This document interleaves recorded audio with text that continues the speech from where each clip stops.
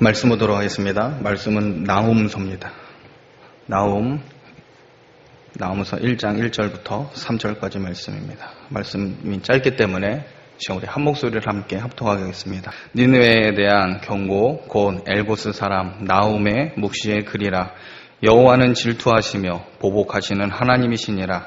여호와는 보복하시며 진노하시되 자기를 거스르는 자에게 여호와는 보복하시며 자기를 대적하는 자에게 진노를 품으시며 여호와는 노하기를 더디하시며 권능이 크시며 벌받을 자를 결코 내버려 두지 아니하시느니라. 여호와의 길은 회오리 바람과 광풍이 있고 구름은 그의 발에 티끌이로다. 아멘. 나훔서는 특별히 나훔 선지자가 기록한 예언서입니다. 나훔은 아수르의 수도인 니느웨를 향해서 하나님의 심판을 경고하는 예언서입니다. 과거 하나님께서는 선지자 요나를 통해서 선지자 요나를 니느웨에 보내셔서 심판의 메시지를 선포하게 하신 적이 있었습니다. 이때 요나의 메시지를 들은 니느웨는 회개하였고 그 결과 망하지 않게 되었습니다. 요나 선지자가 하루 정도 하나님의 명령 때문에 어쩔 수 없이 니느웨 성의 심판의 메시지를 선포하였습니다. 당시 요나는 북이스라엘의 원수 나라였던 이 아수르가 망하기를 원했던 그런 선지자였습니다. 요나가 심판의 메시지를 선포할 때 아수르의 수도 니느웨가 망하기를 바라는 마음이었습니다. 그런데 니느웨 사람들은 그 당시에 금식하고 회개하기 시작을 합니다. 그들은 용서를 받았고 또 요나 선지자는 이에 대해서 굉장히 매우 실망했습니다. 지금 우리가 보고 있는 이 나훔서는 아수르의 니느웨에 대한 경고의 메시지인데, 이전에 요나를 통해서 한번 이 니느웨, 이 아수르의 수도인 니느웨가 회개하고 돌이켜서 회복된 적이 있었다는 겁니다. 과거에 요나를 통해서 회개하고 돌이켰던 니느웨는 이제 하나님의 용서를 받아서 계속 지내게 됩니다. 근데 반면에 요나가 속했던 북이스라엘은 그렇지 않았습니다. 하나님께서는 북이스라엘 가운데 엘리야와 엘리사와 그 외 많은 선지자들을 보내셔서 회개하고 돌이킬 것을 촉구하였습니다. 하나님께서는 엘리야와 엘리사 선지자를 통해서 수많은 기적을 보여주시고 하나님의 살아계심을 드러내 주셨습니다. 그런데도 북이스라엘은 회개하지 않습니다. 여러분, 근데 이 회개하지 않는 북이스라엘이 누구에게 망합니까? 누구에게 망하죠? 바로 회개한 아수르에 망하게 되는 겁니다. 결국 북이스라엘은 회개한 아수르에 의해 멸망당하게 되는 겁니다. 끝까지 회개하지 않은 이 북이스라엘이 단번에 회개한 아수르에 의해서 멸망당합니다.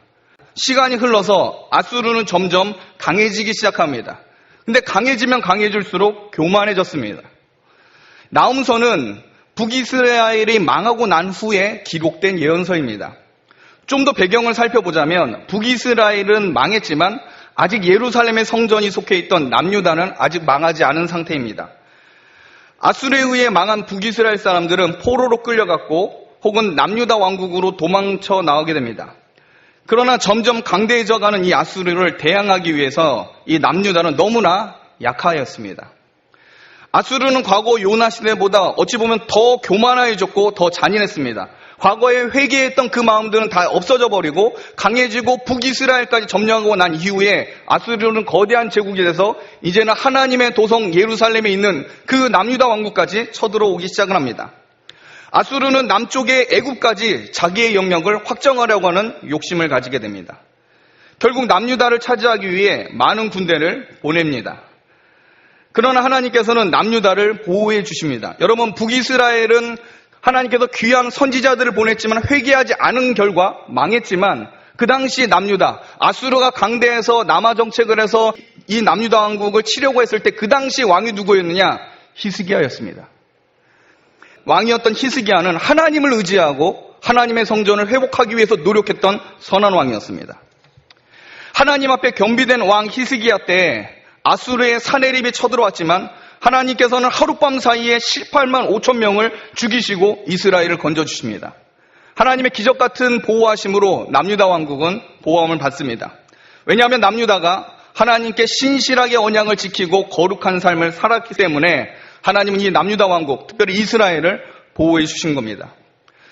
자, 그런데 나훔이 사역할 시대가 언제냐? 바로 나움이 사역할 시대는 이스라엘이 하나님 앞에 선한 마음을 품고 좋은 왕들이 활약했을 때입니다.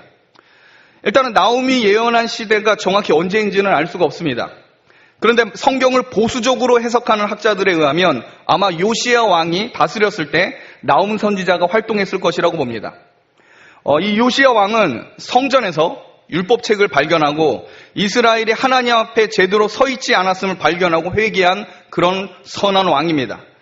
이 요시야 왕은 성전을 개혁했을 뿐만 아니라 요시야 왕은 과거 남유다 왕국 왕들이 주저하였던 산당 타계를 직접 지방마다 찾아가서 제거할 정도로 굉장히 아주 실천적이고 개혁적인 왕입니다. 이 요시야 왕은 산당까지도 격파하면서 하나님의 뜻을 이스라엘 땅 가운데 실현시킨 굉장히 경건한 왕입니다. 이때 나움 선지자가 일어나서 남유다를 괴롭혀온 아수르가 결국 망하게 될 것이라고 하는 그런 예언을, 그런 소식을 오늘 본문의 말씀처럼 이스라엘 가운데 선포하고 있는 겁니다. 지금 우리가 보고 있는 본문의 배경은 아마 요시야 때 나훔이 아수르를 향하여서 했던 선포의 메시지일 겁니다. 결국 하나님께서는 나훔 선지자의 예언대로 아수르는 하나님께서 불방망이로 사용하시는 이 도구 바벨론 제국에 의해서 망하게 되는 겁니다. 그러므로 여러분, 하나님은 죄를 회개하는 자들과 말씀에 순종하는 자기 백성을 위해 일하시는 분임을 믿으시길 바랍니다. 하나님은 회개하는 자들과 함께 하십니다. 말씀을 통해서 하나님의 나라와 하나님의 능력을 회복하려고 하는 자들과 하나님께서는 함께 하십니다. 여러분, 과거 북이스라엘이 수많은 좋은 사역자들이 많이 있었습니다. 엘리야가 있었고 엘리사가 있었습니다. 그럼에도 불구하고 북이스라엘은 하나님께 회개하지 않습니다. 오히려 회개한 아수르에 의해서 망하게 되는 겁니다. 그런데 이 아수르가 교만했을 때 이제는 하나님의 도성 예루살렘을 침범하고 남유다 왕국까지 멸망시키려고 했을 때 이스라엘이 남유다 왕국이 하나님 말씀대로 제대로 세워져 있으니까 하나님은 함께 하셔서 아수르로부터 이스라엘을 보호해 주신다는 겁니다. 비록 북이스라엘이 하나님의 백성이라고 해도 그들이 우상을 숭배하고 끝까지 고집을 부려 하나님과 멀어졌기 때문에 하나님은 회개한 아수르를 통해 타락한 자기 백성 북이스라엘을 치시는 심판주가 되신 겁니다. 만약 이스라엘이 하나님을 향하여 헌신하고 말씀을 지키면 하나님은 거대한 제국 아수르와 싸워주시고 승리하게 하십니다. 하나님의 도움은 하나님을 향하여 어떤 마음으로 서 있느냐와 관련되어 있습니다. 여러분, 하나님의 나라는 사람의 힘과 능력의 탁월함으로 지켜지는 게 아닙니다. 세상 나라가 아무리 강하고 거룩한 교회 주변에 천만인이 둘러쳐서 위협을 하여도 회개하고 돌이켜서 말씀으로 채워진 하나님의 교회는 결코 이길 수 없음을 믿으시길 바랍니다. 오늘날 교회가 세상에 둘러싸여서 위협을 받고 어려움을 당할 수 있습니다. 신앙적인 위기가 우리 가운데 찾아올 수 있습니다. 그럼에도 불구하고 우리가 하나님을 믿고 하나님에 대해서 온전한 마음으로 말씀을 지키려고 몸부림치고 애를 쓴다면 하나님의 보호가 하나님의 교회 가운데 있을 줄 믿으시길 바랍니다. 오늘 본 말씀 1장 2절 말씀 다 같이 한번 읽도록 하겠습니다. 나홈서 1장 2절 말씀 우리 한 목소리를 같이 읽겠습니다. 시작. 여호와는 질투하시며 보복하시는 하나님이시니라. 여호와는 보복하시며 진노하시되 자기를 거스르는 자에게 여호와는 보복하시며 자기를 대적하는 자에게 진노를 품으시며. 나홈 선지자는 하나님을 질투하시는 하나님으로 묘사를 합니다. 여러분, 질투라고 하는 이 단어를 하나님 앞에 쓸 때 간혹 오해하는 사람들이 있습니다. 왜냐하면 이 질투라고 하는 이 단어는 타락한 인간에게 나올 수 있는 감정이기 때문입니다. 여러분, 하나님께서 질투한다라는 말이 굉장히 어려운 말입니다. 근데 오늘 본문에 나오는 이 하나님의 질투는 결코 인간의 질투와 같지 않습니다. 인간의 질투는 부족하고 결핍된 마음의 상태에서 나타나는 것이 질투입니다. 더 많이 사랑받고 관심을 받고 싶은데 그것이 만족스럽게 되지 않을 때, 그것이 채워지지 못할 때 분노하고 질투하게 됩니다. 그게 바로 인간의 질투입니다. 죄에 물들어 타락한 상태에 있는 인간은 어쩔 수 없이 질투와 분노라는 감정이 일어나게 되어 있습니다. 왜냐하면 타락한 인간은 완전히 만족할 수도 없고 자기 만족을 스스로 채울 만한 능력이 없기 때문입니다. 여러분, 모든 사람들은 타락했고 그 안에 죄성이 있기 때문에 만족함이 없습니다. 본래 하나님께서 인간을 만드셨을 때, 즉 타락 전에는 인간은 하나님으로 인해서 영원히 만족하며 살 수 있는 존재였습니다. 여러분, 원래 인간은 하나님 때문에 만족했었습니다. 전지전능하시고 무한하신 하나님께서 인간을 향하여 영원하고 끝이지 않는 끊임없는 기쁨으로 참여하게 하셨습니다. 우리가 타락하기 전에 죄가 없을 때는 그런 놀라운 체험이 우리 가운데 있었습니다. 그런데 타락 후에 인간은 죄 때문에 하나님과 단절되었습니다. 무한하신 하나님의 공급이 끊어졌습니다.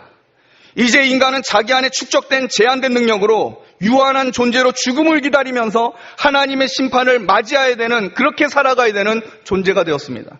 여러분, 하나님 때문에 만족했는데 하나님과 단절된, 죄로 인해서 하나님과 단절되었기 때문에 이제는 만족함이 사라진 겁니다.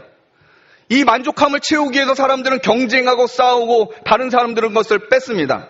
그럼에도 불구하고 하나님으로 인해 만족해야 되는데 하나님과 멀어졌기 때문에 다른 것으로 아무리 채우려고 해도 만족함이 없는 겁니다. 만족함이 없기 때문에 질투가 생기는 겁니다. 여러분, 유한한 인간은 만족함이 없습니다. 돈이 만족함을 줍니까? 명예와 권력과 권세와 혹은 건강한 이 모든 어떤 것들이 나에게 만족함을 줄 수 있을까요? 그렇지 못한다는 겁니다. 만족함이 없기에 그것을 채우기 위해 다른 사람들 것을 빼앗고 경쟁하고 남들과 비교하며 자기를 높이기 시작합니다. 이 과정 중에 필연적으로 발생한 감정이 바로 인간의 질투입니다. 누군가 나보다 잘 되고 힘있고 내가 없는 것을 가졌을 때 질투와 시기가 나올 수밖에 없습니다. 자, 일단 우리는 이 본문을 볼 때 하나님의 질투를 결코 인간의 결핍으로 나타낸 질투처럼 해석해서는 안 됩니다. 여러분, 우리가 믿음으로 고백하는 바, 성경을 통해서 우리가 하나님에 대해서 아는 바, 하나님은 결핍이 있습니까? 없습니까? 없습니다. 하나님은 스스로 만족하신 분이고 전지전능하신 하나님입니다. 하나님은 뭔가 채워져야 될 부분이 아니라 오히려 충만하신 하나님이라고 우리는 고백합니다. 여러분, 그 하나님을 믿으십니까? 하나님은 결핍이 없습니다. 그분은 완전하십니다. 근데 그 완전하신 하나님께 이 나움은 질투라는 단어를 쓰고 있다는 겁니다. 일단 우리는 이 본문을 볼 때 하나님의 질투를 결코 인간의 결핍으로 나타난 질투처럼 해석해서는 안 됩니다. 우리가 믿고 신앙으로 고백하며 성경이 선포하는 바 하나님은 전지전능하시며 완벽한 분이심을 믿으시길 바랍니다. 우리 하나님은 전지전능하신 하나님입니다.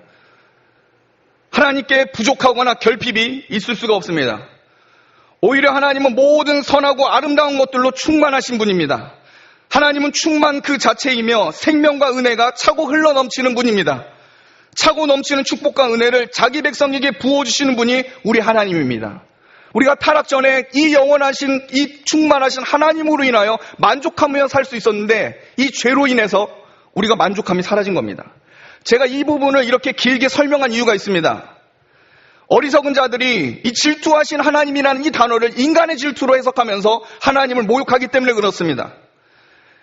하나님을 망령되어 말하는 자들이 많이 나타났다는 겁니다. 기독교가 다른 종교에 대해서 배타적인 이유가 사랑의 굶주린 여호와의 신이 질투하기 때문이라고 이들은 말하고 있다는 겁니다. 여러분, 과연 그렇습니까?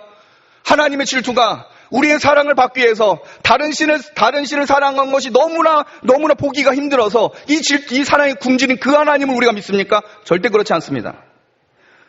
여러분, 하나님은 인간의 사랑에 굶주린 분이 아닙니다. 다시 한번 강조하겠는데 하나님은 인간의 사랑에 굶주린 분이 아니라 오히려 우리가 하나님의 사랑에 굶주려야 된다는 것을 여러분 기억하십시오. 오히려 그 반대입니다. 하나님은 모든 만물의 창조주가 되시기 때문에 모든 피조물은 하나님을 통해 살아갈 수 있습니다. 물고기가 물 밖에서 살 수 없을 정도로 하나님과 모든 만물은 연결되어 있습니다. 아쉬운 건 하나님이 아니라 우리 인간입니다. 그런데 하나님의 이 놀라운 사랑이 질투라는 단어로 지금 나움을 통해서 표현되고 있습니다. 여러분, 하나님을 사랑하지 않고 하나님을 부정하고 하나님을 밀어내는 것 자체가 스스로 망하는 길로 가는 겁니다. 그러므로 하나님께서 질투하셨다라고 하는 이 의미를 인간적 의미로 해석해서는 안 됩니다. 여러분, 그러면 어떻게 해석을 해야겠을까요? 하나님께서 질투하신다는 말은 질투가 가지고 있는 긍정적인 부분을 대입해서 본문을 해서 이해해야 됩니다. 그렇다면 여러분, 왜 질투를 합니까? 이 부분이 중요합니다. 왜 질투를 하죠? 한번 따라해 보겠습니다. 사랑하기 때문입니다. 여러분, 사랑하기 때문에 질투를 하는 겁니다. 결핍이 아니라 하나님 앞에 결핍이라는 단어를 써서는 안 됩니다. 하나님이 사랑하시기 때문에 우리를 이해하게 하시기 위해서 질투라는 단어를 쓰신 겁니다. 너무나 사랑하고 너무나 아끼고 너무나 기뻐하기 때문에 질투하는 겁니다. 사랑하기에 사랑을 느끼지 못하는 자들에 대한 하나님의 안타까움을 성경은 하나님의 질투로 표현한 것뿐입니다. 여러분, 하나님이 여러분을 너무나 사랑하십니다. 하나님은 여러분을 너무나 아끼십니다. 여러분들이 고통당하고 이 땅 가운데 어려움 당하는 것에 대해서 하나님께서 안타까운 심정을 질투라는 단어로 표현하신 겁니다. 여러분, 하나님의 결핍이 있습니까? 그 충만하고 만족하신 그 하나님께서 내가 짓고 만들고 사랑하는 그 자녀들이 고통당하는 그 모습에 대해서 질투하시는 안타까운 마음으로 여러분들을 보고 계십니다. 여러분, 그 사랑을 믿으십시오. 그 사랑을 잘못되게 해석하는 자들의 소리를 듣지 마십시오. 하나님은 완전하심에도 불구하고 우리에게 그 완전하신 그 사랑에, 그 하나님의 교제에 들어오기를 하나님은 기뻐하고 계신다는 겁니다. 사랑하기에 사랑을 느끼지 못한 자들을 향한 하나님의 안타까움을 나홈은 하나님의 질투로 표현한 겁니다. 하나님은 자기 자녀를 향하여 사랑을 주고 싶고 축복하고 싶은 자기 백성에 대한 깊은 사랑이 그분에겐 계십니다. 이 놀라운 사랑이 실현되지 않는 그 상황에 대한 하나님의 진노를 유연하게 표현한 단어가 질투입니다. 여러분, 하나님의 질투는 사랑이고 축복과 사랑을 주고 싶어 하시는 하나님의 열심입니다. 한번 따라해 보겠습니다. 하나님의 열심. 하나님께서 여러분들에게 그 사랑을 느끼게 하고 싶어서 하나님은 지금도 일하시는 분입니다. 성령 하나님께서는 말씀을 통해서, 성경을 통해서 여러분들에게 그 사랑을 알게 하시기 위해서 지금도 일하시는 그 하나님이십니다. 질투하시는 하나님이란 말은 하나님께서 자기 백성을 얼마나 사랑하고 계시는지 가늠할 수 없기 때문에 오해에도 불구하고 부정적인 그 단어를 사용해서 그 놀라운 사랑을 알게 하시기 위해서 사용된 단어입니다. 본문의 이 나홈 선지자는 하나님을 질투하시는 하나님이며 보복하시는 하나님이라고 기록하고 있습니다. 이 말씀은 이스라엘이 남유다 왕국이 특별히 하나님 앞에 바로 세워졌을 때 사용됐던 단어라는 사실을 기억하십시오. 여러분, 하나님의 교회가 말씀에 굳게 세워지고 하나님의 뜻에 뭔가 애써서 하나님과 동행하기를 소원하면 하나님은 질투하시는 하나님으로서 하나님의 교회를 끝없이 보존해 주실 겁니다. 여러분, 아수르가 하나님의 백성 남유다를 위협하고 있었습니다. 게다가 과거 하나님의 용서함을 입었던 이 아수르가 하나님을 모욕하는 데까지 이르게 됩니다. 열왕기하 18장에 보면 아수르 왕 사네립이 랍사게를 보내서 하나님을 모욕하는 말로 히스기야 왕을 협박하는 부분이 나옵니다.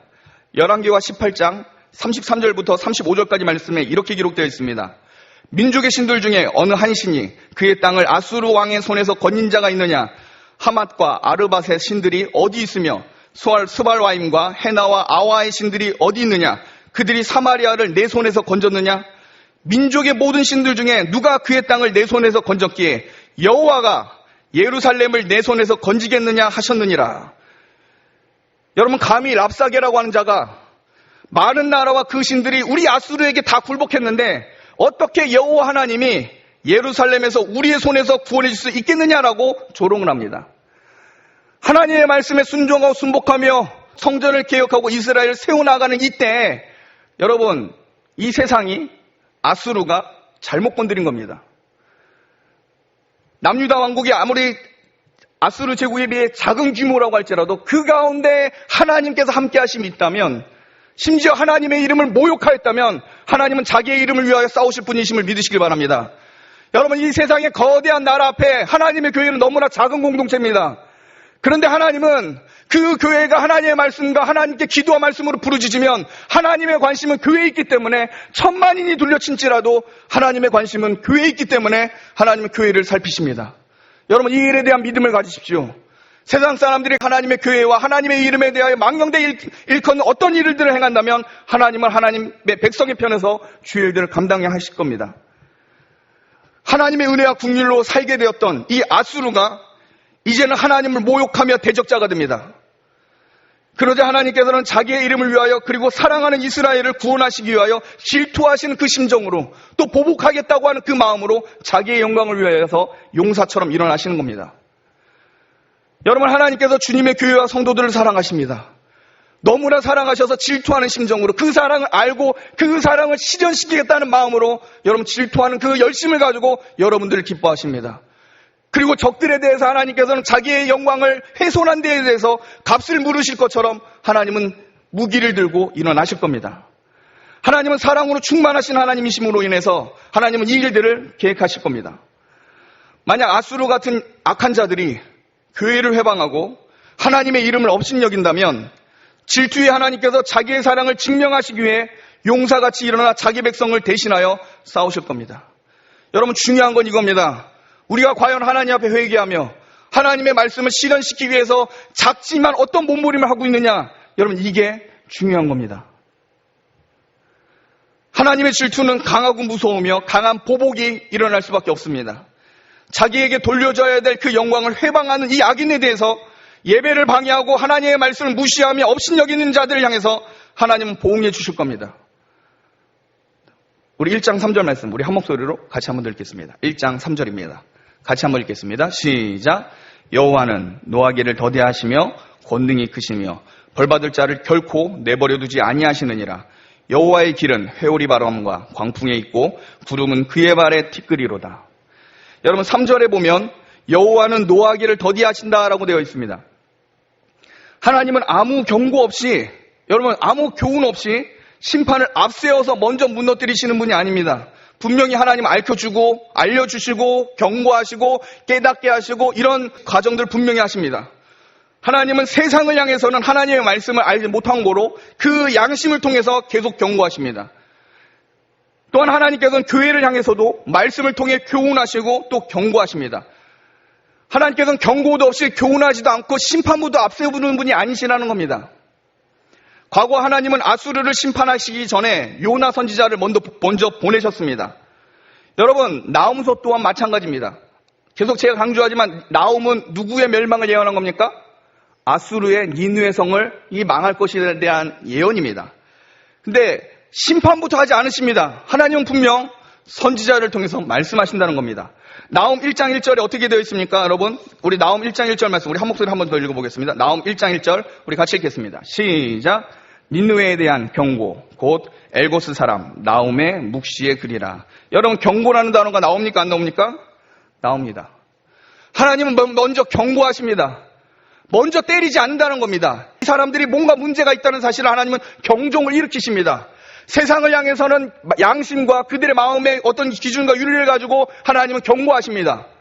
그럼에도 불구하고 계속 하나님을 저주하고 하나님과 반대되는 일을 행한다면, 하나님께서 만드신 이 땅의 질서와 법을 깨트리고 있다면 하나님은 거기에 대한 경고에 합당한 심판을 하신다는 겁니다. 그래서 하나님의 경고가 먼저입니다. 하나님의 경고가 먼저이기 때문에 3절에 이렇게 얘기하는 겁니다. 한번 따라해 보겠습니다. 여호와는 노하기를 더디하신다. 여러분, 하나님께서 노하기를 더디하신다는 것은 교훈하고 가르친다는 겁니다. 여러분, 교훈하고 가르치고 하나님의 설교가 되어질 때 이거는 하나님께서 자기의 그 심판과 하나님께서 그 징계를 더디하시는 과정임을 믿으시길 바랍니다. 하나님은 이 땅에 수많은 악이 혹은 하나님의 교회 안에 숨겨지거나 나타나는 여러 가지 죄들이 나타나지만 그럼에도 불구하고 노하기를 더디하신 그 하나님께서 말씀과 각종 여러 가지 것들로 경고하시고 교훈하십니다. 이때 하나님의 은혜와 긍휼이 있는 겁니다. 만약 이때 우리가 하나님을 향하여 회개하고 돌이켜 회개하고 하나님께 나아간다면 하나님은 우리의 편에 서셔서 하나님의 거룩한 일을 감당하게 하실 겁니다. 나훔 1장 1절에 하나님은 니느웨에 대해서 경고한다고 분명히 말씀하십니다. 아직 아수르를 향한 심판이 일어난 것은 아닙니다. 회개하지 않으면 심판이 임하는 겁니다. 경고를 받았을 때 회개하면 됩니다. 하나님께서는 노하기를 더디하신다는 것은 그 절차를 지키시고 기다리신다는 의미를 가지고 있습니다. 양심에 화인 맞은 사람들이라도 일단 하나님은 경고하십니다. 결국 하나님의 경고를 듣지 않음으로 인해서 이들은 망하게 됩니다. 말씀을 마치겠습니다. 여러분, 하나님의 사랑은 강력합니다. 하나님께서는 여러분이 구원받고 축복받으시길 원하십니다. 여러분에게 축복을 주시고 말씀을 주시는 일에 회방하는 악인들을 향해서 하나님은 질투하시며 심판하십니다. 왜냐하면 하나님은 여러분을 사랑하시기 때문입니다. 하나님께서 노하기를 더디하신 것처럼 보이시지만 하나님의 침묵과 심판을 미루시는 것이 여러분 계속 유지되고 진행될 것이라고 우리가 생각해서 안 됩니다. 늘 하나님의 임박한 진노를 우리는 생각하면서 하나님 앞에 더 배우고 간절히 기도를 해야 됩니다. 여러분, 하나님의 시간대와 인간의 시간대는 다르다는 것을 기억하셔야 됩니다. 하나님은 인간에게, 악인에게 회개할 수 있도록 경고도 하시고 나훔과 같은 선지자를 통해 자기의 뜻을 드러내 주시기도 하십니다. 왜냐하면 하나님의 공의가 원수에게도 기회를 주심으로 더 온전케 하고 자기 백성의 믿음을 더욱더 고양시키는 그런 기간이기 때문에 그렇습니다. 여러분, 오늘날 코로나로 인해 교회와 혹은 오늘날 대한민국에 많은 어려움이 있습니다. 온 세계적으로 고통과 어려움의 때가 있습니다. 그러나 여러분, 이 때를 재앙의 때로만 생각하면 안 됩니다. 오히려 노하기를 더디하신 하나님께서 하나님의 백성들에게 뭔가 교훈하시고 설명하고 계신다는 사실도 우린 기억해야 됩니다. 하나님의 주권과 하나님의 다스림 속에 주어진 교훈이 무엇인지 우리는 살펴야 된다는 겁니다. 무엇보다 여러분들이 이 일에 있어서 말씀이 채워지는 교회와 성도로서 하나님께서 얼마나 사랑하신지 깨닫고 하나님을 알되 힘쓰하심으로 하나님의 기쁨이 되는 성도님들이 되시길 주님의 이름으로 축복합니다. 기도하겠습니다.